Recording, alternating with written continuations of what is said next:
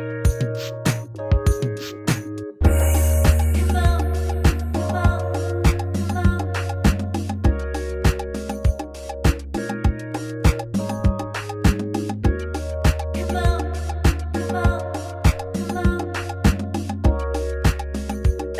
again. I am Julieta, co-founder of Creative House Studios, with my beautiful wifey, co-founder from Creative House Studios, Chandra Russell, and we are here with Reggie, which there he is. Tell us, Reggie, who you are and a little bit of what you do. So I'm Reggie Tidwell. I'm a graphic designer and professional photographer here in Asheville, North Carolina. I'm also the founder president of AIGA Asheville. That's pretty much it in a nutshell. Community man, family man. Pillar of the Asheville community. Yeah, all those things. So we appreciate your time today, and we just want to hear, how is this COVID-19 pandemic impacting your business? How are you trying to adapt and pivot? And, kind of the opportunities that you're seeing, even though through this horrific time, how you're building and trying to grow your business even during this time. Well, of course, obviously building and growing business during this time is essential for all of us.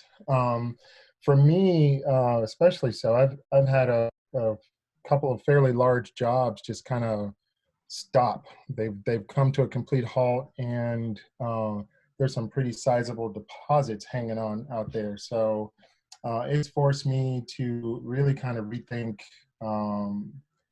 my skill set right now in terms of what I can offer, and making sure that I'm diversifying my skill set enough within my wheelhouse, not trying to take on anything that wasn't already within my wheelhouse, but just trying to shore up things that I probably wasn't pushing to the forefront as much in the past. I've been doing a lot of posting photos on social. Most of my photography clients come from that kind of exposure. So, and I've gotten a few new jobs here in the past couple of weeks. So that's been super helpful. I also redesign, I sell prints of my landscape photography, cityscapes, and nature photography. And I sort of reworked my offerings there, green cards, things that I probably wouldn't have offered before, that are super attractive. And I've been selling those, which has been great. So trying to just get as many streams of revenue in as possible. Yeah, that's something we talk about a lot with entrepreneurs, diversifying, right? I mean, this is teaching us, we talk a lot about building brands, and this crisis is teaching us, like, how do you build the strongest, most sustainable brand possible? How do you diversify your income streams as an entrepreneur? And like you said, your skill sets, you've been doing this kind of work for over 20 years, and, you obviously have a ton to offer. So it's, I know, Julieta, we've talked about this a ton of kind of cutting the fat of, I don't want to do this anymore. I want to do way more of this. This fills me with happiness and passion and excitement. This does not. So there's a lot going on of adding, but then also subtracting during this time. And feels like, having to figure out what you want your focus is really to be. Yeah, I think it's also important to be able to do work right now that really brings you joy, because right now with so much isolation, and we're not being in touch with our community, with our support base, not in the face-to-face. So making sure that work is fulfilling, I think, has never been more important. Yeah, I think so. I've been just doing a lot of two that I have the time now, which is the wonderful thing. Yeah. A lot of art classes that I've been meaning to do, and I started broaden my skill set in watercolors because I love them. So I have all this kind of different watercolors to test, because I wanted to do it anyways. So with some of the things that I'm not doing right now, like networking and doing more of the business side, because I can't really, we're not doing any of that with social distancing. It's given me the opportunity to do that. So instead of just being stuck there or feeling stuck. I'm just moving forward and just doing things that still are filling me up in the things that I wanted to do anyways. And that helps too, because it helps to keep you positive anyways. Because you could just drop it and say, you know what, I'm done. This sucks. Need to do anything. That's it. And just shake yourself in maybe position, and that's it. But instead, just looking at the bright side of saying, you know, well, I still woke up this morning, and I can do these things, and I am capable, and just going for it. Some of the things that we talk about in general for businesses is the fact that a lot of people don't make their businesses sustainable enough to where if you come to a point like now, a lot of businesses are closing because they never had that plan B or thought of it, or have no idea where to even start. Right. So at least having an idea of that, what that would look like, and, you know, having the capability of doing it now has helped a lot of businesses to just kind of pivot. Because some people just don't know. They're just, like, this is it. We're done. Yeah. So, we're a one-trick pony. Where do we go from here? How do we, you know, there's no plan B, like you said, Julia. There's nothing, you know, not a lot of people plan for this. You know, I know some businesses in town that, you know, just opened new stores, like additional stores, because they were living the dream. They're like, money is just rolling in, here we are, and then bam, and then all of a sudden I'm hearing that they may be bankrupt in 3 weeks or closed entirely. I'm just like, that is so heartbreaking. But that's another thing too of the lack of innovation though, because if you had the courage to do that, you better be innovating your way into everything to make it sustainable. You know what I mean? Like saying, okay, even if if nothing happens, but if you keep on growing or you have a plan of keeping innovating something that will help you to make it sustainable. Yeah, something can always happen. I mean, look, we have our, you know, that Cheeto for president. Come on, anything can happen. So, you know, things like that, like it could happen. It's not like, you know, we're untouchable. So the fact that you can, you know, just keep on thinking or keeping your mind open to new ideas or new ways that you can do things. Yeah. I help because I heard from, I don't know who it was. I think it was one of the businesses that were not doing good. They were like, well, this is what we do. And if we can't do it, then, well, I guess we're closing. And I'm like, what? That's not a way of being, you know, moving through this craziness. So, yeah, keeping your mind open to that, I think, helps quite a bit, too. I have been. You know, I've really been trying to carve out a way to have a residual revenue stream anyway. And this is just really forcing me to think a little more creatively about that, what that might look like, what kind of things I can do, what my offerings are. Like, how can I create passive income where I can just, you know, work and do the things I love, but know that there's still money coming in. I think there's a lot of people that are probably pivoting to that, or at the very least, adding that as an addition to their business structure. Absolutely. Yeah, totally. More, it's, you know, something that it has come clear in the past few months, at least for us, you know, people that we don't want to work with or that I personally don't want to work with. And how do I replace that? And well, the truth is creating products, so I don't have to deal with their demands, right? Because you do whatever you want and then you put it out there and you sell it, whatever that is. It could be a physical thing or not, but something that it's already kind of pre-done by you and you just sell it as a product. And we've been building kind of what we did with Creative Hub to do that. You know, we have the art gallery, and then I reproduce the prints for the artists if they want to sell it. I'm getting another big printer and a plotter to add more service to that, because that's just, it's a service / product, but I'm not really, you know, working through it with the client. Like, you tell me what you want print, I print it, here, you're good.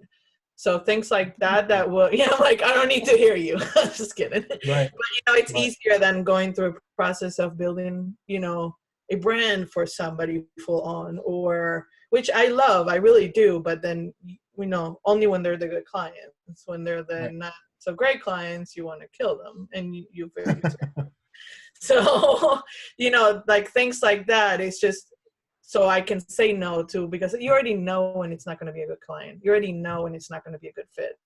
But for the necessity in the moment, you might just take it and say, you know what, I'll just deal with it. And then, you know, what where that goes. More of that is happening now anyway, as people need money. They're like taking jobs that they probably wouldn't have ever Right? taken, Right? I mean, I just designed a logo for a boat. Like,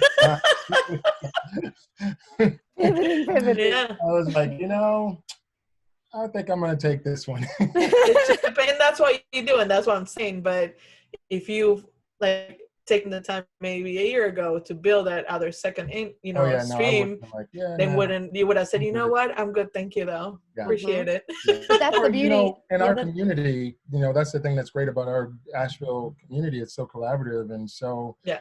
supportive. I would have just passed that on to somebody that I know would have Yeah. loved that. That would have been their kind Yeah. of project. And I would have been like, oh, this is a perfect project for so-and-so. Oh yeah, I get projects like that all the time from people within our community that they might not want to deal with, or they don't have the time because they're full with other stuff, and they're like, oh, she's great, she can help you, and then she does it. I'm like, yeah, I'll take it, no problem. So yeah. Well, and you bring up a good point of like, right now, short term, we are maybe taking on certain projects we wouldn't not want to, but then at the same time, it's forcing us to look long term. What do we want the next 20 years of our business to look like? And planting the seeds now to make that possible and help that grow. So how are you looking at the next, decade plus of your business growth and where you want it to go? Because we are in that, we're right there where we are thinking short term, but also probably more than ever thinking long term. I know Julieta and I opened our business, February 27th. I know, right at the onset of this. Right before all this. But we had the party. We had the party and it was great. So I'm so thankful for that. Yes, me too. But we joked about 7 years.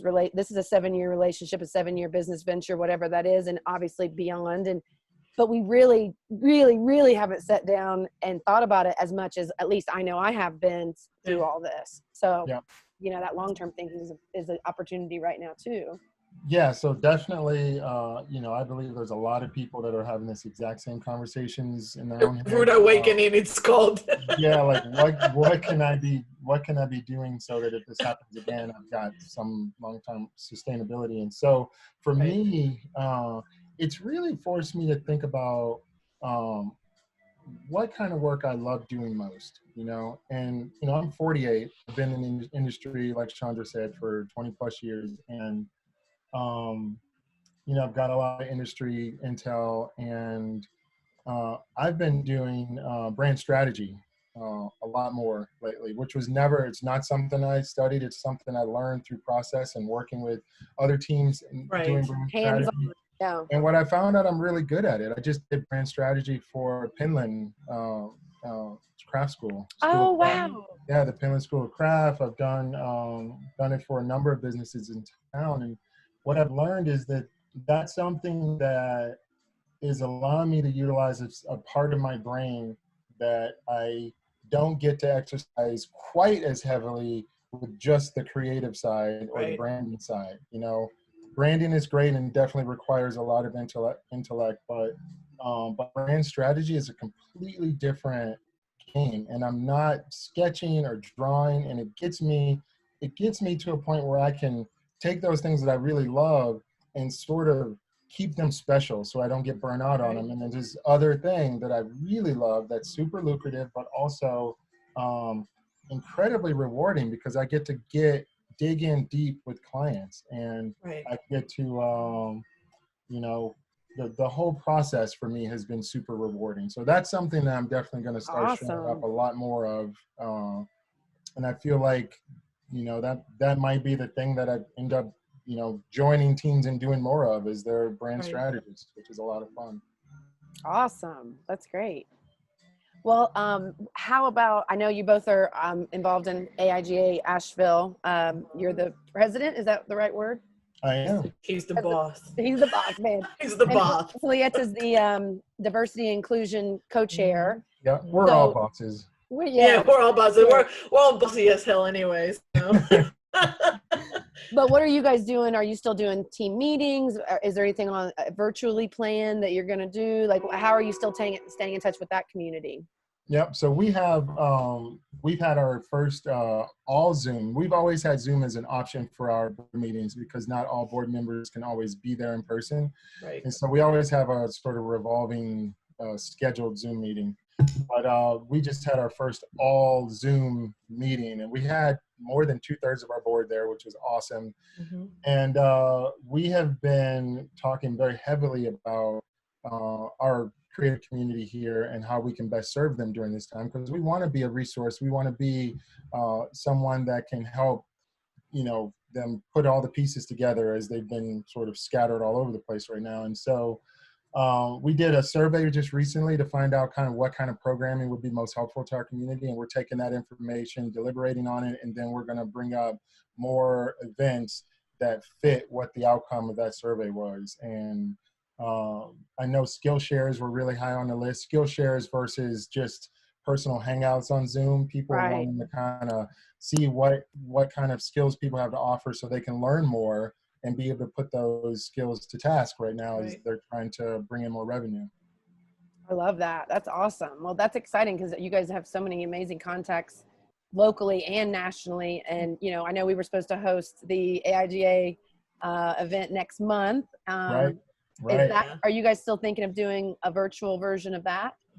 It's still on the Yeah. table for sure. Something similar. I don't know if we've heard back from Lenny yet with regards to. No, I haven't. We've been talking with Jim. We'll talk to you about it later. But we really think that we want to do it live, like an actual live Yeah, event. I think it Lenny's will such a because we badass. want, You want to see her yeah. in person. You want to I soak her know, energy up. and She's just one of those between, kind of people. yeah, and because it was a combination of an opening reception with Yeah, art and somewhat of a social, and then the yeah, workshop, and her thing, her like timeline for her workshop, it's super like intense in a good way. So I think that the virtually will lose a lot of the actual impact that it could do.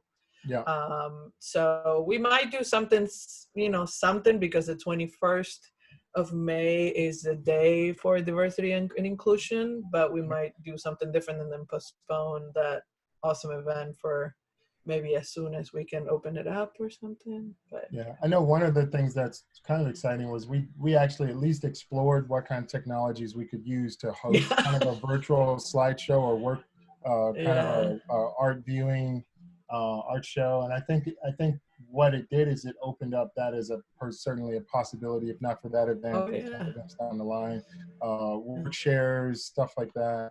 One thing that I did want to talk about that's pretty exciting is we are in the process of creating a new committee whose Mhm. sole focus is going to be on making sure that Asheville creatives are able to um, have the kind of presence needed so that local businesses can easily find them, easily know who Mhm. might be able to do the work that they're hoping to get done, and easily be paired with a local creative. So we can keep as much of the revenue out there in our community as possible, because we're going to need it to stimulate our economy as we come out of this. Mhm. So the more we can, the more we can keep Asheville creatives happy and paid, that money is going right back into our economy. And then the sort of second task of this committee will be to also figure out how to expose our creatives to other markets as well, so that we are,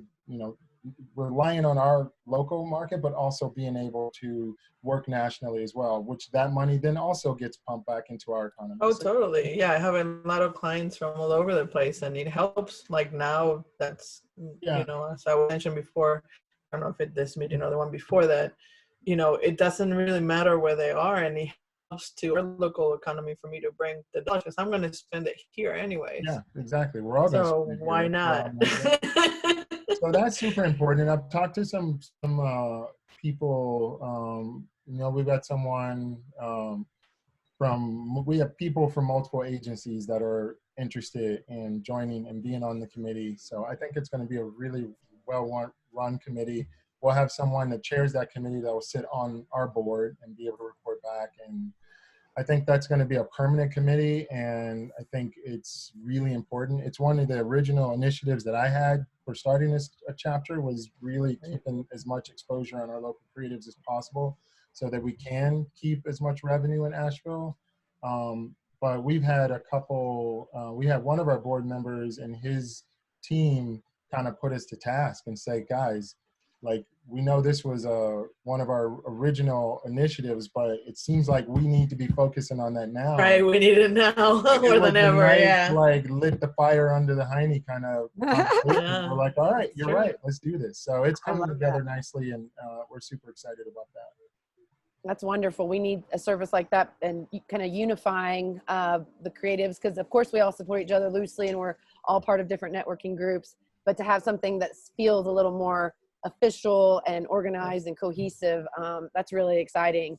Because we talk about this, like, why are certain companies locally outsourcing their graphic design work or their website work? There was one, what was it, the city project, Reggie, the one that got sent Yeah. out to Atlanta or something. We're like, Yeah. what? We could have That all kinda teamed still up happens and totally all the helped. time. I'm Killed like, it, and what? not just helped, but like did an amazing job, because we have Done it, so, yeah. some of the most amazing creatives, I would say, in the whole world living right Yeah. here. And you There's know, some really talented people. And what people don't realize, and this has been the case for a long time, is I mean, obviously, if you build a city brand so strong that you have people moving here from all over the world, you're going to have creatives from all over the world landing here and Yes. being amazing. And that's what we have. We have designers from several different countries. We have designers that have worked for Adobe. We have Yeah. designers that have worked for some of the biggest agencies in the country, and they're here and living here. And so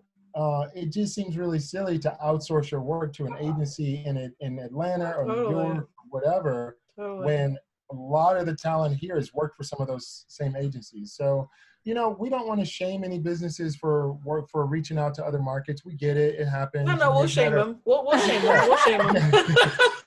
We understand that there's scenarios where people may have had a pre-existing relationship with a different agency. Yeah. For the same reason, a lot of people that have started businesses and then moved them here may have already been working with a creative agency in another market. We get that. One particular example is Leah Wong from Highland Brewing. She's a good friend of mine, and of course everybody was really upset when they found out that she went with Helm's Workshop out of Austin to do her rebrand, when there's so many talented agencies here. But what I learned in reaching out to her was that she actually, Chris Helms, his dad was like the mayor of Montreat for a while. He grew up coming here and being here a lot. So she had a strong personal relationship, and that's understandable. You know, you can't fault her for that. That's Right. something, you know, you would want to work with someone that you're familiar with. But there's so many scenarios where that's not the case, where they just assume that we don't have the talent pool here. And they're like, well, who's got great creatives? Oh, Atlanta, New York, let's reach out to those agencies. Yeah, for that big job, that was not the case. That was just, they were just No, it trying wasn't. to You're look right. for, they put the bid out for people to bid in it, and they chose the people in Atlanta because they were a bigger company and whatnot, when we could have teamed up as smaller companies just to service whatever that project was. Absolutely. But they didn't even give us a shot. Yeah. Absolutely. Yep. well, that's wonderful. We appreciate everything you're doing, Reggie, and you know, let us know how we can support you and your efforts and what you guys have going on. And you know, we're all just kind of keep fighting the good fight, I guess. Absolutely. We're in this together. We are. We're in this together. And, you know, we're going to emerge from it stronger than ever, more connected than ever. And I think it's going to build a much stronger creative community when it's all said and done. I think so. I agree. I think so. I agree. Well, thank you, Reggie. We appreciate you. Yeah, the pleasure is mine.